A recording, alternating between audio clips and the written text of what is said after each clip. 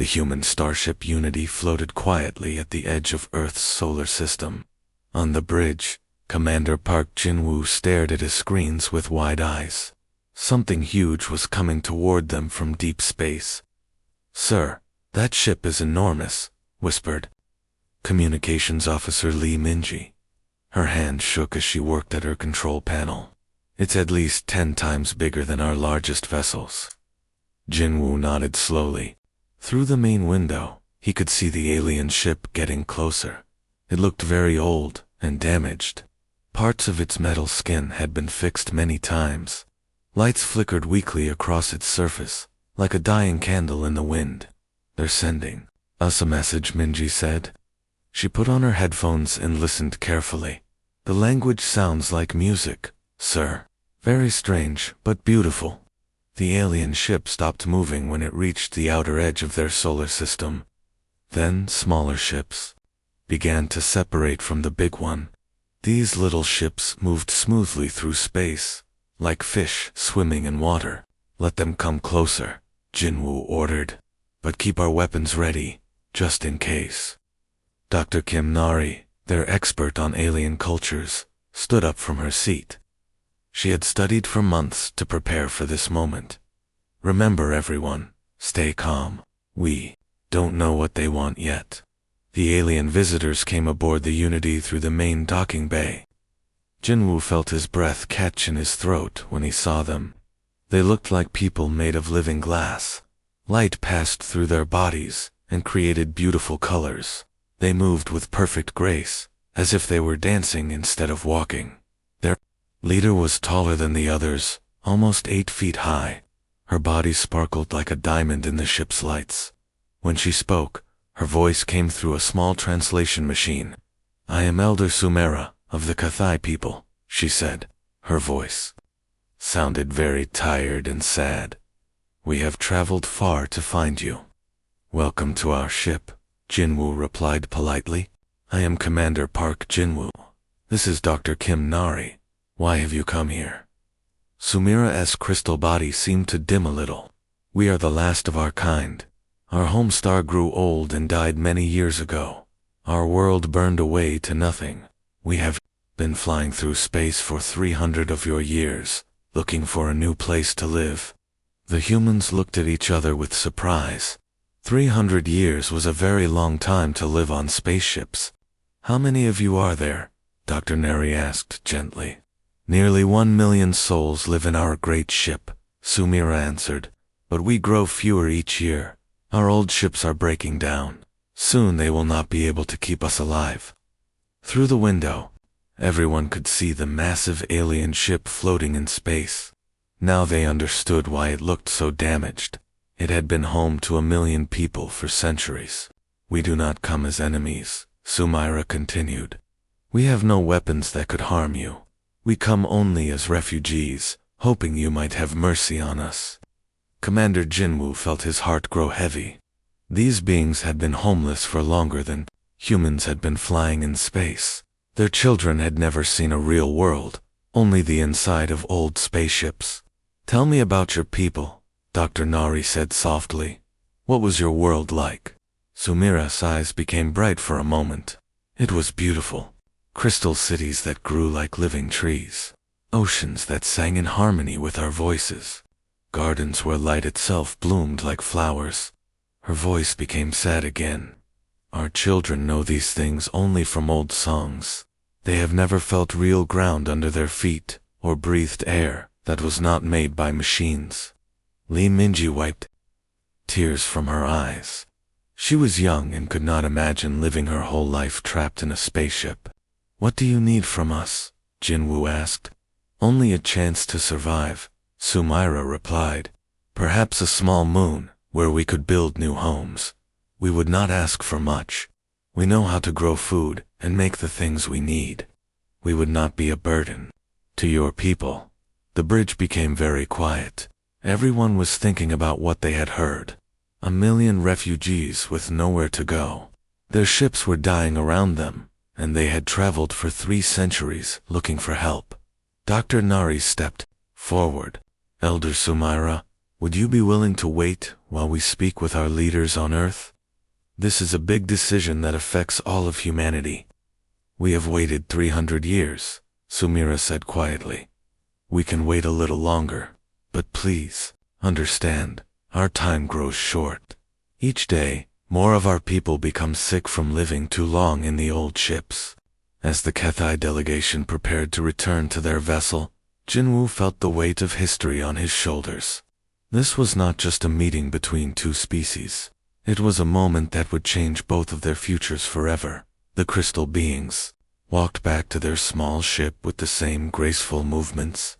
As they flew away, their forms caught the light from Earth's sun and scattered it into rainbows.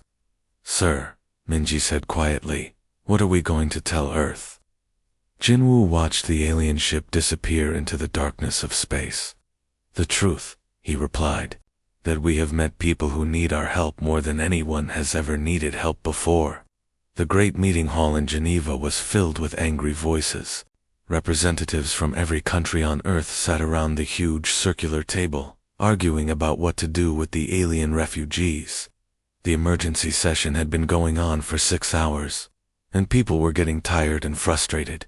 General Harrison stood up and slammed his hand on the table. Are you all crazy? He shouted. We're talking about almost 1 million aliens. We don't know if they're telling the truth about being refugees. What if this is all a trick? Many people in the room nodded in agreement. They were scared of the strange crystal beings who had appeared at their doorstep asking for help. But Ambassador Choi Daeho remained calm at the front of the room. Behind him, large screens showed pictures of the alien ships. Everyone could see how old and broken they looked. The screens also showed Cathay children, small crystal beings who had never seen a real planet or breathed fresh air. Please listen to me carefully, Daeho said in a clear, strong voice.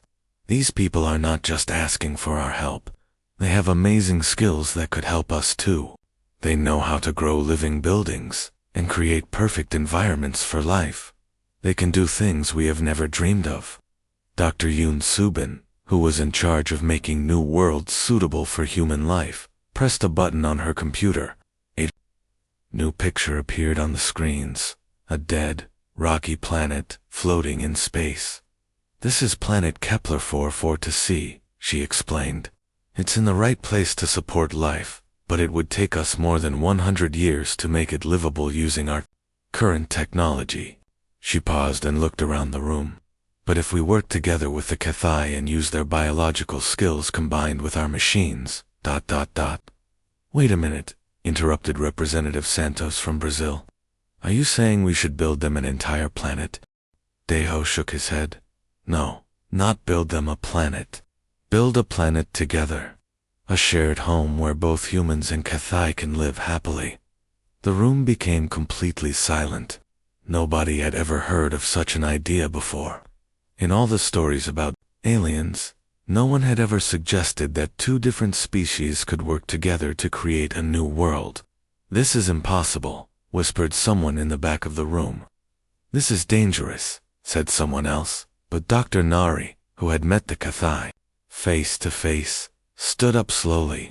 I have seen their children, she said quietly. They play games about what grass might feel like under their feet. They sing songs about rain that they have never experienced. These are not monsters or invaders. They are families who have been homeless for 300 years. Meanwhile, far away in space, the Cathay were having their own difficult meeting inside their giant ship. Elder Sumaira sat in the center of a circular room surrounded by other leaders of her people. Many of the younger Cathay were angry about the human offer. Their leader was a passionate young bioshaper named Karthus. His crystal body glowed bright red with emotion as he spoke. We are the wanderers of space, Karthus declared. For 300 years, we have been free to go wherever we choose. If we accept the humans' charity and settle on one world, we will lose who we are. We will become pets in a cage. Other young Cathay agreed with him. They pulsed with different colors of light, showing their agreement. We should find our own world, said one. We should not depend on aliens for our survival, said another. But Elder Sumira had lived for many centuries. She had seen their ships slowly breaking down. She had watched friends and family members die when life support systems failed.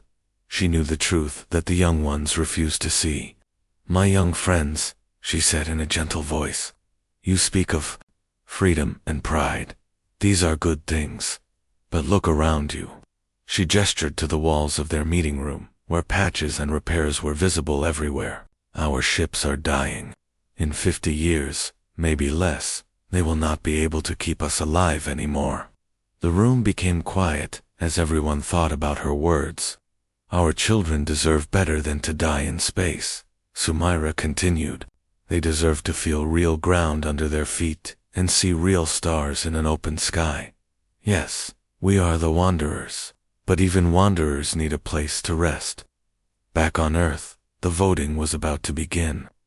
Ambassador Deho made one final speech to the assembly. "We have a choice," he said. "We can turn away these refugees and let them die in space. Or we can try something that has never been done before. We can prove that different species can work together to create something beautiful." The vote was very close. Some countries voted yes, others voted no.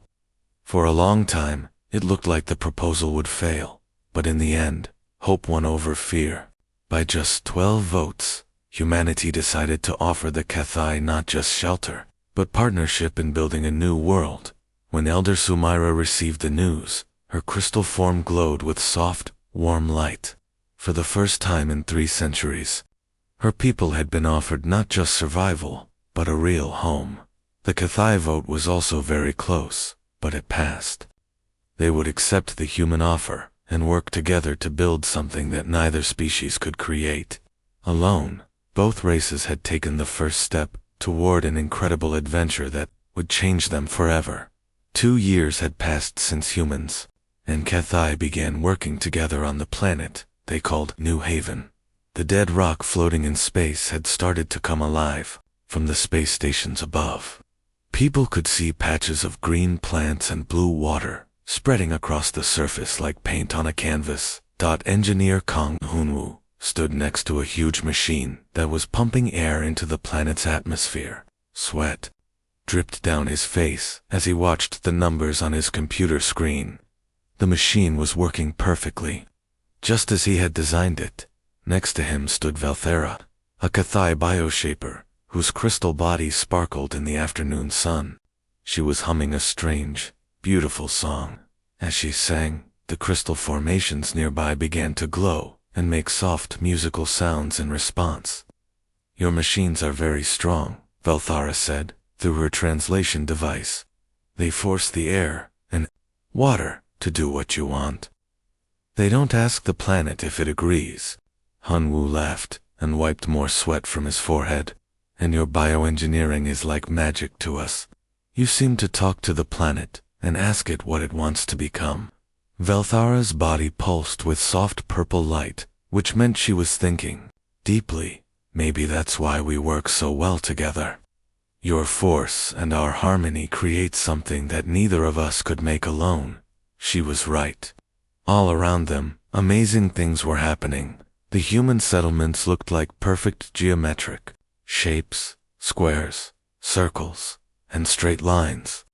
Everything was organized and efficient. But the Cathai settlements looked like they had grown naturally, like flowers or trees. They curved and flowed like rivers between the human and Cathai areas. Something completely new was appearing. Buildings that were part human engineering and part Cathai bioshaping. They were strong like human construction, but beautiful and alive-like. Cathai growth Dr. Kim Nari watched everything from her research station on a hill overlooking the main settlement area. She spent her days writing reports about what she saw. Today she was especially interested in watching the children play in the experimental gardens below. Human and Cathai children ran around together, laughing and playing games. Nari focused her attention on 2 particular children who had become best friends. Kang Suyang was Engineer Hyanwoo's 7-year-old daughter. She had black hair and bright eyes that always seemed to be looking for adventure. Her best friend was Mirza, a young Kathai whose crystal body changed colors depending on her mood. The two girls were playing a game that involved running between the crystal trees and singing, but they weren't speaking Korean, English, or the Kathai language. They had created their own way of talking that mixed words from all three languages with musical sounds and hand gestures. "Come here, Mirza," Suyang called out in their special language. The flower crystals are singing the growing song. Mirza's body flashed bright yellow with excitement as she ran over to join her friend. Together they sat next to a group of plants that were part earth, flower, and part Kathai crystal. The hybrid plants swayed gently and made soft chiming sounds. Dr. Nari spoke into her recording device. Day 847 of the New Haven project. The children continue to amaze us. And Mirza have created their own language that our translation computers cannot understand. It seems to be a perfect mix of human and Kathai communication. This might be what the future looks like. High above the planet, Commander Park Jin-woo floated in the orbital construction station. Reading reports from the surface, everything was going better than they had hoped. The atmosphere was getting thicker and more breathable every day. Plants and trees were growing faster than expected. The first group of families would be able to move from the old Kathai ships to the planet's surface in just a few months. Jin-woo smiled as he read about the progress. They had built processing plants that cleaned the air and water. They had created farms that could feed both species. They had constructed cities that were both practical and beautiful. But late that night, when he was alone in his small room on the space station, Jin-woo sometimes felt worried. Building a planet was difficult, but they were succeeding at that. The real challenge was building a society where two very different species could live together peacefully. He looked out his window at New Haven spinning slowly below him. Lights from human cities made geometric patterns across the surface. Kathai settlements glowed with softer, more organic light, and in between, the hybrid areas pulsed with colors that had never existed before. "We're creating something completely new," he whispered to himself. "But will it work? Can humans and Kathai really become one people?" Down on the planet, Suyang and Mirza were fast asleep in their beds, probably dreaming about their games in the crystal gardens. They didn't worry about whether different species could live together. For them, it was the most natural thing in the world. Maybe, Jin-woo thought, the children already had the answer. They were growing up together, creating their own language, playing their own games. They were becoming something that was both human and Kathai, and completely new at the same time. The future was growing in the laughter of children who saw no difference between crystal skin and human skin, between mechanical engineering and bioshaping, between earth flowers and crystal trees. New Haven was becoming more than just a planet. It was becoming home. 3 years after the New Haven project began, problems started to appear. At first, they were small things that people tried to ignore. But like cracks in a wall, the problems grew bigger until nobody could pretend they weren't there. Karthus had become the leader of the younger Kathai people living on New Haven. He was smart and passionate, but he was also angry. Every day, he watched more human ships arrive at the planet, bringing hundreds of new families to settle there. One evening, Karthus gathered a group of young Kathai bioshapers in the crystal gardens. His body glowed bright red with frustration as he spoke to his followers. "Look around you," he said, pointing toward the human settlements in the distance. "When this project started, they promised us we would be equal partners. But what do we see? For every one Kathai family that comes to live on New Haven, 10 human families arrive. Soon we will be outnumbered in our own new home." The other young Kathai listened carefully. Many of them had the same worries. Their crystal bodies pulsed with orange and red light, showing their agreement and anger. "The humans are taking over," said Velanara, a young bioshaper who had helped grow the first crystal trees. "They say they want to work with us, but they make all the important decisions. Maybe they planned this from the beginning," added Morthic, his form flickering with suspicious purple light. Maybe they never intended to share this world with us equally. Karthus nodded grimly. We must be careful. We cannot let them turn us into guests in our own home. Around the same time, strange things began happening to the machines and biosystems that kept New Haven running. Human atmospheric processors started working incorrectly. Cathai bioshields that protected the growing cities began to weaken and fail. Dr. Yoon Suban, who was in charge of making the planet suitable for life, noticed the problems first. She called an emergency meeting in the big conference room on the orbital space station above New Haven. Leaders from both species gathered around a large holographic display that showed the planet's surface. The image was covered with red warning symbols showing where systems were failing. We have a serious problem, Dr. Yoon announced. The bioshield network in Sector 7 is breaking down. Without those shields, the atmosphere in that area could become poisonous within a few weeks. Elder Sumaira, the wise old leader of the Cathai, watched the display with worry. Her crystal body flickered with concerned blue light. Our bioshapers have reported strange interference with their work.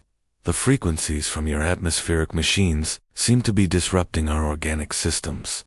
Chief Engineer Oh Myung-ho shook his head firmly.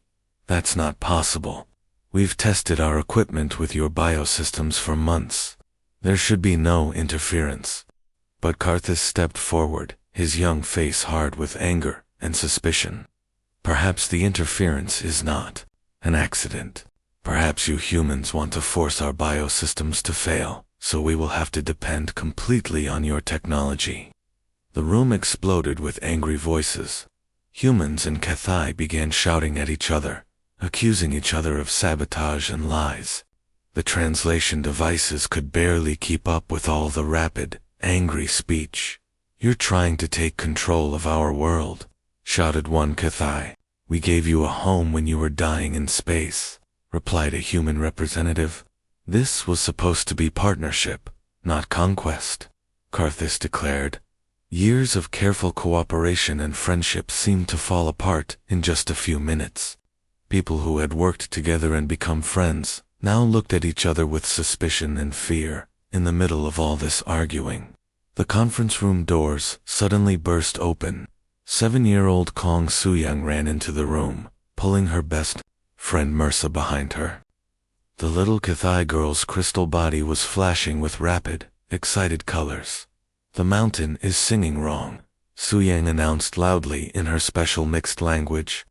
Mursa showed me the crystals are sad because they can't hear the machines properly. All the adults stopped arguing and stared at the two children. Dr. Kim Nari, who had been studying the children's unique language, knelt down beside them. Show me what you mean, sweetheart, she said gently. Su Young and Mursa took Dr. Naris's hands and led her to the big window that looked down at New Haven. Mursa began to hum a complex melody, and Su Young pointed to different areas of the planet's surface. See how the crystal places and the machine places are trying to talk to each other, Su Yang explained. But they don't know how to talk the same language yet, so they get confused and make mistakes. Dr. Naris' eyes went wide as she understood what the children were telling her. She turned to the other adults in the room. It's not sabotage, she announced. It's not incompatibility either. The planet itself is trying to integrate our technologies. The human machines and Cathai biosystems are attempting to work together, but they're creating unexpected resonances that confuse both systems. The room fell silent as everyone realized what this meant. The failures weren't caused by enemies or accidents. They were growing pains as two completely different technologies learned to work as one. But just as they began to understand the real problem, Dr. Yoon received an urgent message on her communication device. Her face went pale as she read it. There's something else, she said quietly. A massive solar storm is heading toward New Haven. It will arrive in 3 days. With our systems partially integrated and still unstable, the storm could destroy everything we've built. The room filled with worried whispers as everyone realized they faced their greatest challenge yet. The solar storm hit New Haven like an invisible wall of fire from space. It looked like a wave of deadly energy rushing toward the planet at incredible speed. In the command center on New Haven's surface, alarms were ringing everywhere. "Bioshields are failing," shouted Valthara, the Cathai bioshaper. Her crystal body was pulsing rapidly with bright red stress patterns. "We're down to 60% protection, and it's getting worse." Engineer Omayanho was frantically typing commands into his computer. Sweat poured down his face as he watched the numbers on his screen. "The atmospheric processors can't handle this much radiation. If the bioshields fail completely, we'll lose our entire atmosphere in hours." Commander Park Jinwoo stood in the center of the command room, watching displays that showed the storm's terrible power approaching. His heart pounded as he realized they had only 72 hours before the storm reached its strongest point. After that, everything they had built together would be destroyed. "There has to be something we can do," he said desperately. Elder Sumira, the ancient Cathai leader, moved slowly to the center of the room. Despite the chaos around her, she seemed calm and thoughtful. Her crystal body glowed with soft, steady light. "There is a way," she said quietly, "but we must trust our children. The young ones from both our species understand the harmony between our technologies better than we adults do. They must show us how to save our world." At first, the adults didn't understand what she meant, but then Dr. Kim Nari brought Su Yang and Mursa into the command center. The two little girls looked tiny, surrounded by all the worried grown-ups and flashing warning lights. "Can you help us fix the shields?" Dr. Nari asked the children gently. Su Yang and Mursa looked at each other and nodded seriously. They began talking in their special mixed language, pointing at different displays and humming complex melodies. "The crystals need to sing with the machines," Su Yang explained to the adults, "but they're using the wrong songs. Mursa knows the right harmony." What happened next was the most amazing cooperation anyone had ever seen. All across New Haven, human and Cathai children worked together with their parents and other adults to fix the failing systems in the northern settlements. 10-year-old Park Minho worked alongside a young Cathai named Zelsara to help repair atmospheric processors. Minho would adjust the mechanical settings, while Zelsara sang the harmonic frequencies that helped the biosystems respond correctly. In the Crystal Gardens, Cathai children taught human children how to listen to the planet's natural rhythms. Human children showed Cathai youngsters how to read the computer displays that monitored the mechanical systems. Engineer Kang Hunwoo found himself taking instructions from his own 7-year-old daughter. "Daddy, you need to make the big machine hum in the same key as Mursa's crystal trees." Su Yang told him seriously. At first Hunwoo didn't understand, but when he followed his daughter's directions and adjusted his atmospheric processor to match the frequency, Mursa was humming. Something magical happened. The mechanical system and the bioshields began working together perfectly. The same thing was happening all over New Haven. Human machines and Cathai biostructures started to pulse and glow in perfect rhythm with each other. The protective shields around the planet grew stronger and stronger as the two technologies finally learned to work as one. Dr. Kim Nari stood in the Crystal Gardens watching the sky above. The solar storm was creating incredible displays of light, purple, green, and gold auroras dancing across the heavens. Around her, families from both species huddled together for safety and comfort. But the children weren't scared. They played games that mixed running and jumping with the harmonic singing they had learned from their Cathai friends. Their laughter and music seemed to make the crystal plants glow brighter, adding their own protection to the planet's shields. For 3 days and nights, the storm raged above New Haven, but the combined shields held strong. Human engineering and Cathai bioshaping worked together like parts of the same living machine. On the morning of the 4th day, the storm finally passed. The deadly radiation moved away into deep space, leaving New Haven safe and protected. Commander Park Jin-woo stood on the observation deck of the orbital station, looking down at their world. Beside him, Elder Sumaira gazed at the planet with eyes that sparkled like diamonds.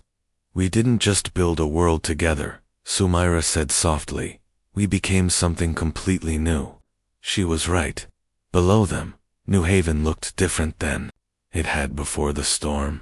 The human cities and Cathay settlements had grown together during the crisis. Now it was hard to tell where one ended and the other began. Hybrid buildings that were part mechanical and part living organism covered the landscape. Crystal trees grew next to earth flowers in gardens that belonged to both species equally.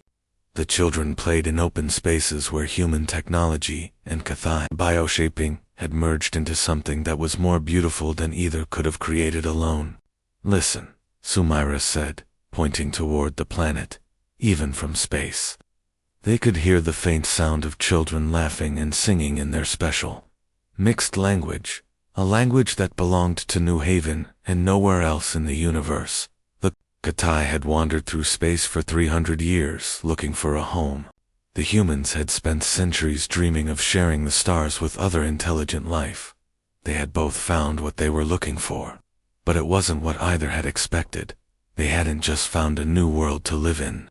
They had become a new kind of people, created from the best parts of both species working together. New Haven wasn't just a planet anymore. It was home to something that had never existed before, a family made up of two different kinds of children, singing songs that no one had ever heard, in a world that no one had ever imagined. They were home at last.